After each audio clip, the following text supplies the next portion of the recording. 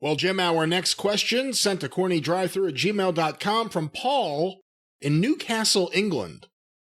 Hello, Paul. Given the have you ever carried coals to Newcastle? I have not. I understand that's quite an occupation over there. Everybody's carrying coals to Newcastle for some reason. Given the improved mic skills of Roman Reigns in recent years, do you think it benefits Roman Reigns to have Paul Heyman in his corner, given that he does not seem to need a mouthpiece?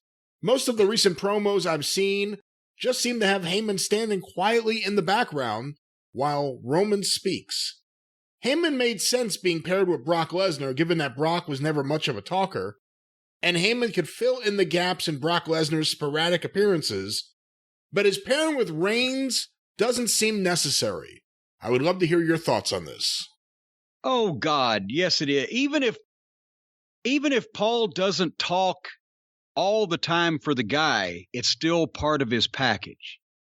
And Paul E. can do those promos outside Roman Reigns' locker room door like he did the other night, getting ready for the match with Daniel Bryan.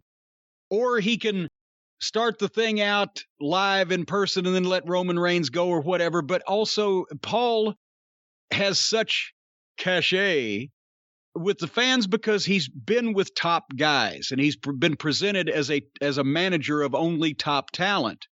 So naturally, that's part of Roman Reigns' package. Even if he doesn't do all the promos like he did with Brock, just that he's there with him, lending credibility. It's part of the bit. He's got Jey Uso for a stooge. Plus, you got Paul there to give Roman Reigns advice. As long as it's not financial advice and it's wrestling advice, it's probably going to be pretty good.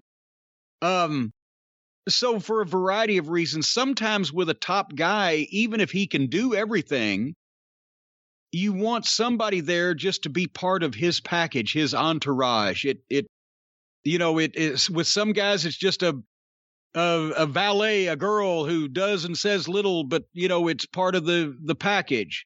With other people, it's flunkies. When they've tried to give Seth Rollins a group of, I don't know, followers when he was the Monday Night Messiah, but they were all jobber flunkies, so it didn't kind of pan out. But I mean, Ric Flair was managed at one point by J.J. Dillon. Did he need J.J. to do the promos? No, but he needed somebody to hand the shoe in. It's all part of a guy's package. Some people are, they're great on their own. Even though Terry Funk was managed in Memphis by Jimmy Hart, just because that was the whole thing. Jimmy Hart would bring guys in from other places and pay them to try to take Lawler out. That's the reason why Terry Funk had a manager. But normally, Terry didn't work with managers a lot because he was a guy that, could just do everything. And sometimes it was better if he was either alone or just with his brother or whatever. It depends on the person. But no, it's I think Paul's a big benefit to Roman Reigns just because of the package and the intrinsic value that Paulie brings. As long as he's not giving him any advice about investing in any new wrestling promotions. I really can't think of a better way to use Paul right now.